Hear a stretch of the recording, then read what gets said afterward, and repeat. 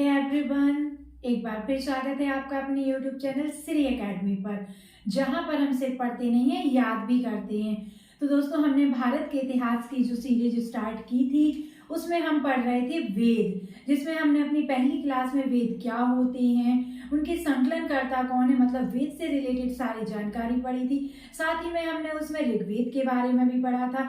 दूसरी क्लास में हमने यजुर्वेद के बारे में पढ़ा। उसी के अंतर्गत आज हम पढ़ेंगे सामवेद के बारे में। तो हम सामवेद के बारे में क्या क्या पढ़ने वाले हैं उसकी रूपरेखा देख लेते हैं। तो हम पढ़ेंगे सामवेद में साम का शाब्दिक अर्थ क्या होता है, हम पढ़ेंगे कि इसके संकलन किसमें हुआ है, फिर हम देखेंगे इसके पाठकर्ता को, यानी जो सामवेद पढ़ता है उसके पाठकर्ता को क्या कहा जाता है, फिर हम पढ़ेंगे इसे किस चीज का जनक माना जाता है, फिर हम देखेंगे इसमें टोटल ऋचाएं कितनी हैं, फिर देखेंगे इसमें जो आपकी टोटल ऋचाएं हैं उसमें मौलिक ऋचाएं कितनी हैं, फिर हम देखेंगे इसका आधार क्या है, यानी जो हमारी सामवेद है वो किस पर आधारित है। तो ये आज की हमारी क्लास रहने वाली है। तो इस क्लास को आपको पूरा देखना है, बिल्कुल भी स्किप नहीं करना है। तो चलिए हम स्टार्ट करते हैं अपनी क्लास। मैं हूँ श्वेता चौरसिया, एक बार फिर स्वागत करती हैं आपका अपने YouTube चैनल श्री एकेडमी पर। तो दोस्तों, सबसे पहले आप लिख लीजिए सामवेद। क्या लिखिए आप? सामवेद। उसमें आप लिखिए शाब्दिक अर्थ। तो आपको याद रखना है सामवेद का शाब्दिक अर्थ, यानी जो आपका सामवेद में साम है ये आपका नाम हो गया, ठीक है, जैसे कि अथर्व नाम है, ऋग आपका नाम है, वेद आपका जोड़ा गया है क्योंकि ये वेद के प्रकार हैं, आपको याद रखना है। तो सामवेद में साम का शाब्दिक अर्थ क्या है? ज्ञान। अगर एग्जाम में क्वेश्चन बन जाए आपके सामवेद में साम का क्या अर्थ है या साम का क्या शाब्दिक अर्थ है, तो आपको पता होना चाहिए इसका शाब्दिक अर्थ क्या है? गान। क्या है इसका शाब्दिक अर्थ? गान। आपको याद रखना है, गान इसका शाब्दिक अर्थ है। अब हम देखते हैं कि इसमें किस चीज का, यानी कौन सी ऋचाओं का इसमें संकलन है। आप सभी जानते हैं जो हमारी वेद है उसमें ऋचाओं का संकलन है।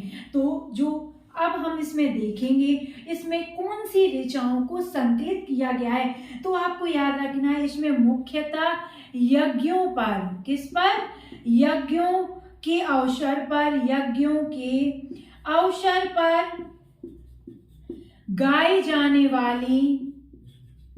जाने वाली ऋचाओं का इसमें क्या है?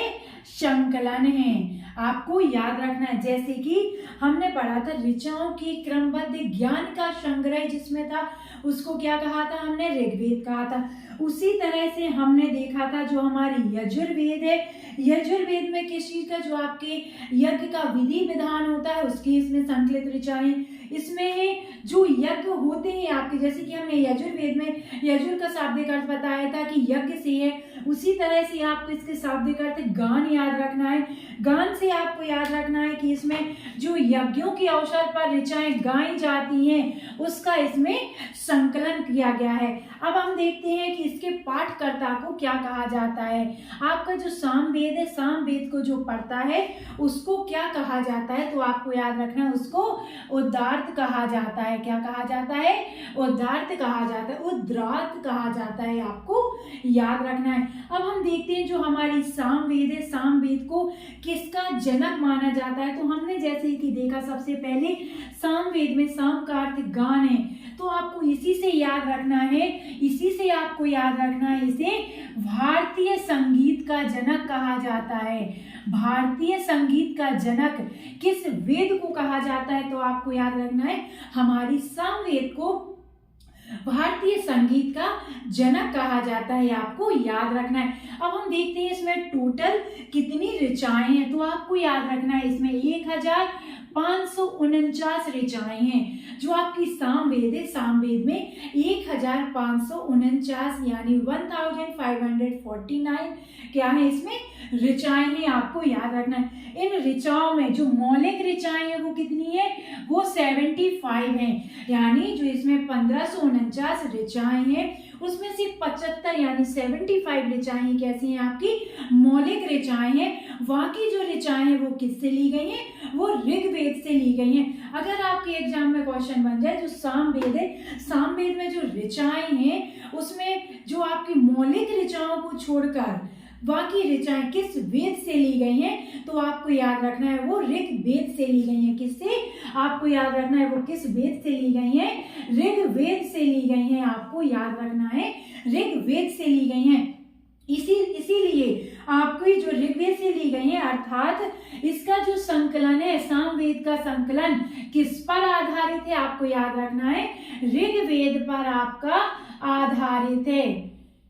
पहला क्वेश्चन, सामवेद का शाब्दिक अर्थ क्या है, साम का शाब्दिक अर्थ क्या है, आपको याद रखना है गान इसका शाब्दिक अर्थ है। इसमें किन ऋचाओं का संकलन है, तो आपको याद रखना है इसमें जो यज्ञ होते हैं उनकी अवसर पर जो गाई जाती हैं ऋचाएं, उनका इसमें संकलन किया गया है। इसके यानी जो आपका सामवेद है, सामवेद को जो पढ़ता है उसको उदार्थ कहा जाता है।